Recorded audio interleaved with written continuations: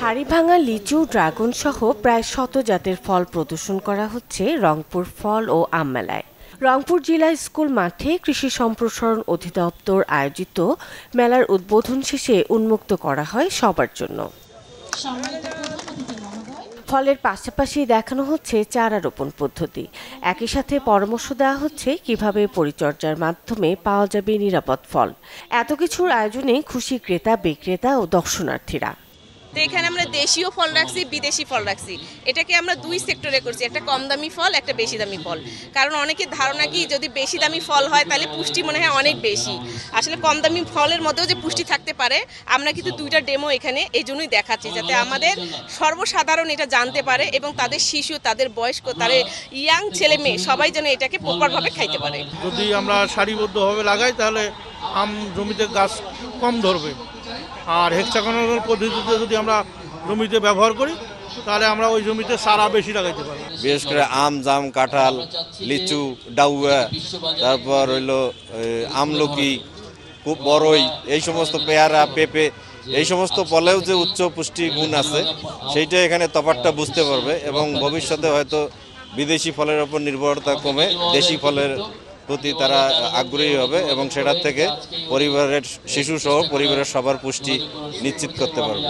ফলের মধ্যে ফরমালিন ওষুধ দেওয়া, এগুলি খেয়ে তো মানুষ অসুস্থ হচ্ছে। আমরা সেখান থেকে আমরা নিজস্ব বাগান থেকে নিজস্ব ফল নিয়ে আমরা এই মেলায় আয়োজিত করেছি।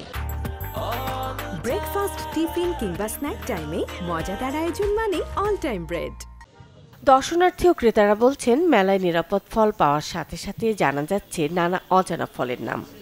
আম চাষের সর্বশেষ যে প্রযুক্তিগুলো আসছে সেই প্রযুক্তিগুলো দেখলাম এবং আমি বুঝতে পারলাম যে আম চাষে রংপুর অঞ্চল আগের চেয়ে অনেক এগিয়ে আছে এবং আমের যে প্রোডাকশন বা আমের যে কোয়ালিটি সেটা অত্যন্ত চমৎকার। যদি কেউ ফল উৎপাদন করতে চায় সেক্ষেত্রে সে এসে বিভিন্ন প্রসেসিং আছে, বিভিন্ন সিস্টেম আছে, এখানে বিস্তারিত জানতে পারবে। আমিও এই আমের জাতগুলো বাসায় বাগান তৈরি করব।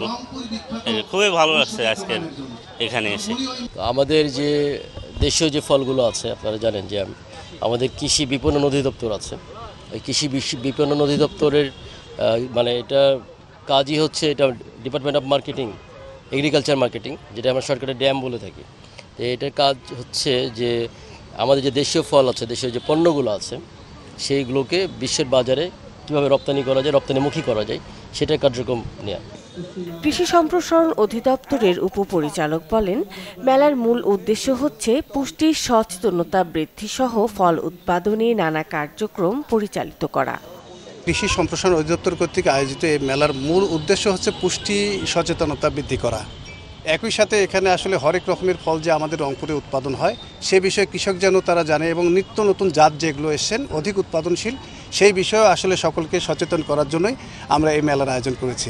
আমাদের আসলে পুষ্টির যে বিষয়টি, আমরা যদি এখন সুস্থ জাতি গঠন করতে চাই তাহলে পুষ্টির যে ঘাটতি সেটি পূরণ যদি হয় তাহলে আমরা আসলে একটি সুস্থ জাতিতে রূপান্তরিত হব। সেদিক বিবেচনায় রেখেই মূলত আসলে আমাদের এই আয়োজন। 3 দিন ব্যাপী মেলা শুরু হয় বৃহস্পতিবার। Desk report, channel 24।